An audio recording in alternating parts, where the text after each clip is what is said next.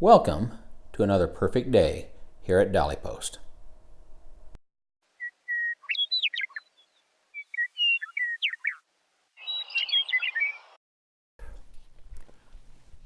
This old tractor's been on our ranch for a lot of years now. I use it to cultivate my fields, to cut my hay, bale my hay. In the springtime, I use it to work up my wife's garden so that I don't get in trouble. This tractor was built by the boys at Alice Chalmers in the mid-50s. And at that time, it sold brand new for just a little over $2,000. Now, there's something unique about this machine. You see, it was built at a time where people had a different philosophy of life. They built things to last, and this tractor is proof that that was exactly the case. I recently heard President Obama give a speech, and he talked about the one thing in his presidency which he is most disappointed about. And that was the fact that he was unable to take the guns away from the American people. You see, he believes that if he could only remove those guns, that all evil, all violence would go away. But he's foolish in this, because when something changes in our society, we have to examine the things that changed and look to those things for the probable cause. You can't look at the things that haven't changed and blame them. You see, I grew up in the mountains of northern Utah. We lived in a home that was up at the top of a road that was going up the mountain. If you went past our home and right into the mountain, you would find some of the best deer hunting that Utah has to offer. There was a little lane that turned left and went off this direction, and if you went down that way, you would find some pheasant hunting and dove hunting and rabbit hunting. It was very, very good. At that time, there were guns in every home, rifles, pistols, shotguns. It was common to see boys in their early teens walking up the road, cradling a shotgun or a rifle, heading up into the mountains for a spot of hunting. At our high schools, in the parking lot, there was a gun rack in the back of every pickup, and there were usually guns in those racks. Nobody was afraid. No one had fear that someone was going to shoot up the school or the shopping mall. No one worried that someone would kill a bunch of people just because they can.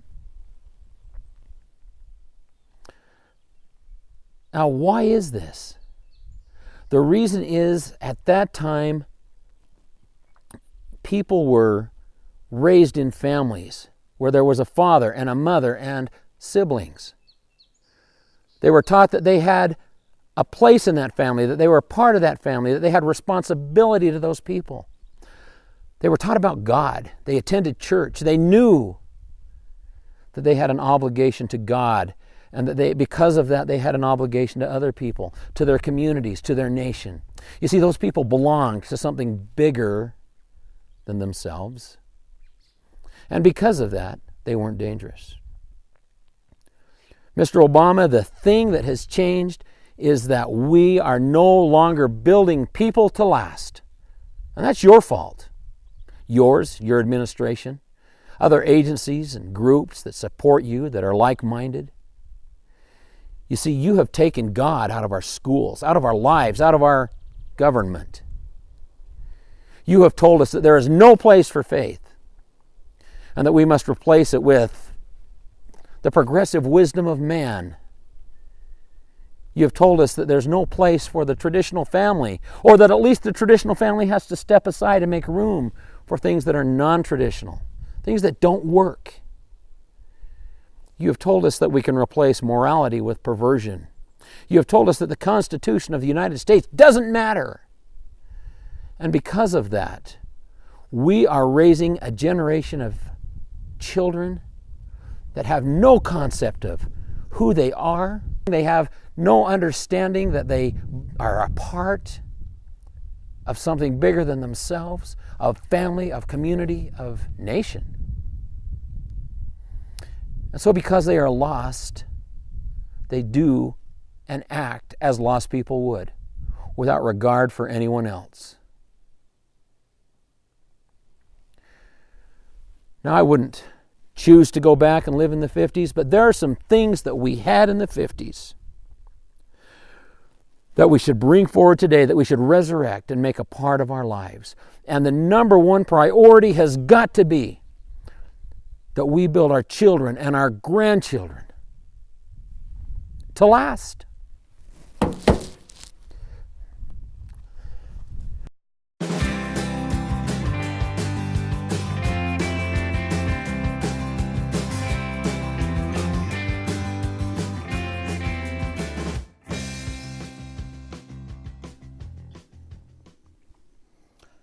Very often, small breezes announce huge storms. So it was in 1775, when an obscure, fairly unknown, fairly unremarkable member of the Continental Congress stood up and delivered a resolution. His name was Richard Henry Lee. Now, his resolution was fairly simple. It simply stated that the people of the American colonies had the right to be free and independent of the British Crown. Now, this simple resolution caused such a stir that a committee was formed. Now, on that committee was a young delegate by the name of Thomas Jefferson. He got busy, took his duties seriously, and in a short time he produced what is now known as the Declaration of Independence.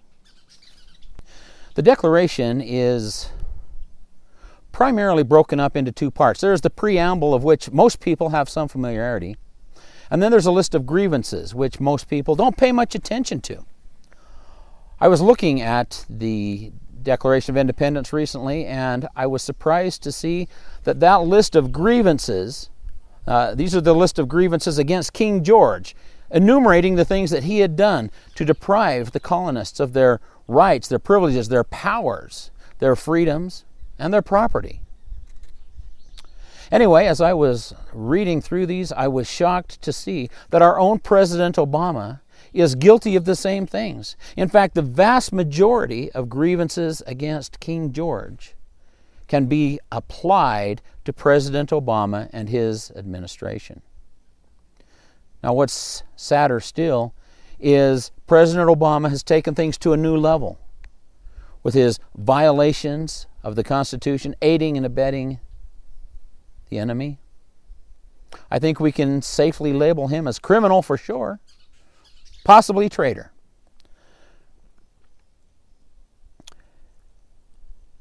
Just as it was in 1775, we find our country at a tipping point. We are under the rule of an imperialistic dictator who will do things that he wants to do, regardless of what the law says. But just as small breezes announce massive storms, so it is today. A perfect example of that is our own Republican convention, which happened just last week here in Idaho. You see, there were the establishment Republicans, the rhinos, if you will, who were determined to go on and do business as usual. But on the flip side, there is a group of obscure, seemingly unimportant Americans who rose up and said, "No more, not here. This is our state. And we demand integrity. We demand principle."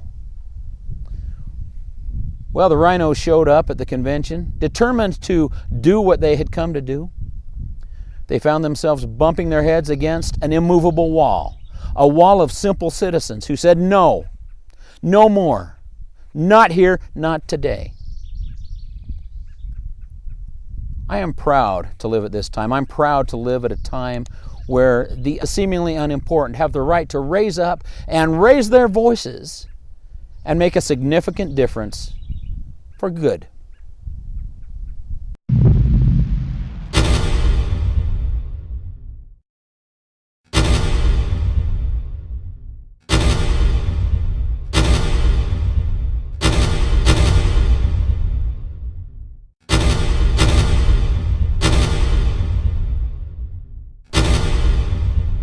You will fight as you train. Today we're going to be working with two pistols, the Ruger SR9 and the 1911. Now, from a shooter's perspective, these guns are virtually identical in the way they operate, the controls, that sort of thing. But there is one significant difference between the two guns. I'm not talking about the color of the gun. I'm not talking about one being polymer and the other steel. I'm not talking about magazine capacity. Now, this is a difference. If you're not aware, it can cost you your life. Take a look at these two guns. Tell me, can you see what it is? Okay, fine. I'll give you a hint. Did you figure it out? The SR9 has a slide stop lever that rests right here, right below my thumb. It's very handy, it's very convenient. And because of this, and because many other guns are built this same way, many people have gotten in the habit of dropping their slides by simply thumbing down the slide stop lever. Now, I want to make something perfectly clear to you. That is the training of fools. It is dangerous. You shouldn't do it. Compare that to the 1911. People who have guns that are organized in a way similar to the SR9 tend to pick up a 1911 and then try to drop the slide by pressing on the top of the grip. And it will never fall because the slide stop lever is up here, forward of the thumb. You actually have to break your grip and move your thumb around in order to drop the slide. Now, the problem with doing this is that in firearms training, we train for the worst and hope for the best. Now, let me share one scenario with you. Assume that you and I bump into each other in a dark parking lot behind our favorite restaurant one night. And a couple of thugs approach us, draw guns, and demand our money. Now, for whatever crazy reason, you left your gun home, but I've got mine. And so I draw and go to work. But in the process, I'm hit and I go down. Now, I'm probably not in big trouble yet. And the reason is, roughly 80% of people that get shot by pistols survive. The reason I'm in trouble is not necessarily because I've been shot, but because I can no longer defend myself. I'm relying on you. And so you grab my gun and you go to work. And when the slide locks back, you recharge the gun with a new magazine, and then you try to drop the slide. And because you have built a stupid habit into your training, you press and press and press on the top of my grip, and the slide never falls. So while you're fiddling with this gun because you can't figure out the basics of running a semi-automatic pistol, you get yourself shot, and maybe I get shot again too. So instead, we use a maneuver called the power stroke. The power stroke is something that works on 90% of all pistols. And so we want to do that all the time so that you can pick up my 1911 and run it as comfortably as if it were your own gun. Now, there's a couple ways to drop the slide by hand. Some people just want to grab it with their thumb and index finger and pull back. But here's the problem. Grease your hand up with a little bit of butter and try that. Suddenly, this slide becomes very slippery and you don't have the strength between your thumb and your index finger to get the job done. So the power stroke is simply this. We come to our work area. Now, real quickly, I will talk about the work area. The work area is just 16 by 16 inch area right in front of my nose. And everything I do with my gun, I do it here because I can see my gun, but I can also look over my gun, through my gun, and monitor my environment, keep track of the bad guys.